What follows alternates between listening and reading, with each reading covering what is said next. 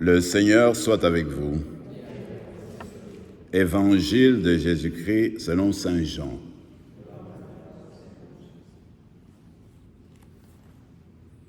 Celui qui vient d'en haut est au-dessus de tous. Celui qui est de la terre est terrestre, et il parle de façon terrestre. Celui qui vit du ciel, celui qui vient du ciel est au-dessus de tous. Il témoigne de ce qu'il a vu et entendu, et personne ne reçoit son témoignage. Mais celui qui reçoit son témoignage certifie par là que Dieu est vrai. En effet, celui que Dieu a envoyé dit les paroles de Dieu, car Dieu lui donne l'Esprit sans mesure. Le Père aime le Fils et il a tout remis dans sa main. Celui qui croit au Fils a la vie éternelle. Celui qui refuse de croire le Fils ne verra pas la vie, mais la colère de Dieu demeure sur lui. Acclamons la parole de Dieu.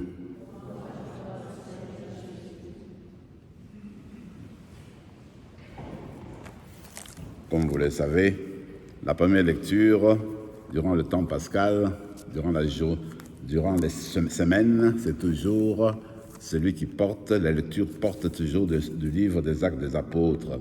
Alors aujourd'hui, au 5e chapitre, c'est la deuxième fois que les apôtres ont été arrêtés, mais là, ils sont devant un jugement. Les gens qui sont là-bas, les gens du conseil du temple, commencent, n'est-ce pas, à les juger. Alors eux, imaginez-vous, les personnes qui avaient peur au début, à la crucifixion du Christ, ils avaient fui. Et puis même après la mort du Christ, eux là, se sont renfermés parce que se disait, les soldats vont venir nous prendre, nous autres là, nous allons connaître la même situation que notre maître, le Seigneur.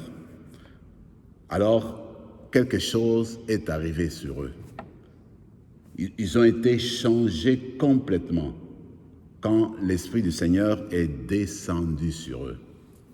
À ce moment-là, ils ont commencé à annoncer la bonne parole, la bonne nouvelle, et annoncer que Jésus est vivant, qu'il est ressuscité, et qu'il continue encore, à ce moment-là, à être vivant et à donner l'Esprit et à donner les bienfaits dont le peuple cherchait. Voilà que dans ce texte, ils sont devant donc ce groupe-là, qui sont en train de les juger. Avec force, avec foi, ils commencent à dire, nous autres là, on va continuer à annoncer la bonne nouvelle, nous allons commencer à prononcer le nom de Jésus-Christ, même si vous autres, vous nous interdisez de le faire. Et de dire, nous autres, nous avons l'obéissance pour Dieu. Nous obéissons à Dieu. C'est Dieu qui nous demande qu'on annonce la bonne nouvelle de Jésus-Christ. Et vous nous demandez d'interdire. Nous préférons suivre ce que Dieu nous demande plutôt que vous suivre vous autres. Et même, il continue à dire, d'ailleurs, avec Jésus-Christ, vous l'avez crucifié, c'était injustement. Voyez-vous, malgré tout cela, aujourd'hui, il vous invite à la conversion. Il vous invite à changer. Il est là encore pour recommencer avec vous. Voilà des gens qui vivaient dans la peur, qui ont été transformés, qui sont devenus de nouvelles personnes. Cette situation-là continue encore aujourd'hui. Quand nous ouvrons nos cœurs, nous voulons nous parler à l'Esprit du Seigneur et puis demander que cet Esprit qui est descendu sur les apôtres, qui continue à descendre encore aujourd'hui. Pour faire quoi? Eh bien, pour nous donner la force, la foi, de sorte que quand on annonce aujourd'hui Jésus-Christ, même s'il y a des obstacles, des difficultés qui nous empêchent de parler de lui ouvertement, eh bien, que comme les apôtres, nous soyons toujours fiers de notre foi, toujours appelés à dire Jésus-Christ, que c'est lui qui est ressuscité et qui vient aujourd'hui appeler chacune d'entre nous à aller pour la conversion. Voilà ce que les apôtres nous proposent aujourd'hui dans ce texte d'aujourd'hui. Je regarde l'évangile est magnifique. Moi, je dirais que l'évangile d'aujourd'hui est unique parce qu'il nous parle de la tâche, de la vocation unique de Jésus, le Fils de Dieu. Alors Jésus, on dit dans le texte, en fait, il est venu d'en haut. Il est venu de Dieu. Il n'y a personne d'entre nous, il n'y a personne de toute l'humanité qui soit venu d'en haut. Seulement Jésus, le Fils de Dieu, c'est ça sa vocation unique, est venu du Père.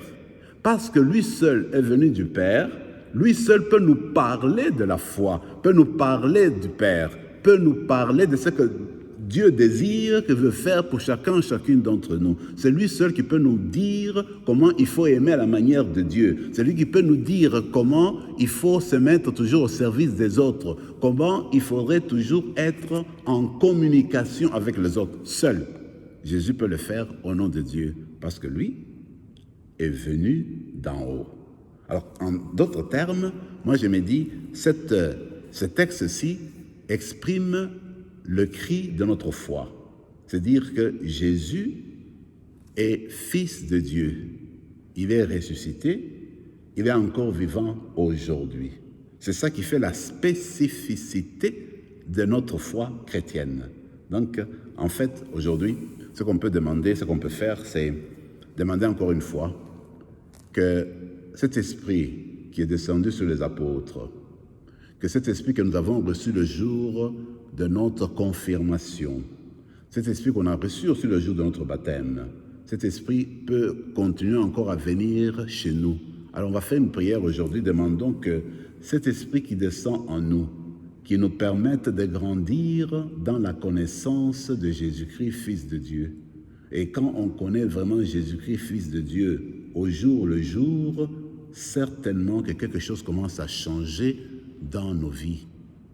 Il va nous apprendre comment suivre les bonnes choses à faire, la voie à suivre, l'amour à montrer comme qui vient du Père, la sincérité, l'amour, l'entente qui doit tourner autour de nous. C'est là pourquoi? Parce que ce sont les choses d'en haut. Pour être en mesure de refléter les choses d'en haut, il faut recevoir l'Esprit qui vient de Jésus. C'est la grâce qu'on va demander. Alors, de sorte que quand on parlera au nom de Jésus-Christ, eh bien, que ce soit vraiment des choses qui viennent d'en haut. Et quand les choses viennent d'en haut, c'est justement pour remplir l'humanité, remplir notre famille, remplir là où nous sommes, pour les remplir avec les grâces du Seigneur aujourd'hui et demain. Amen.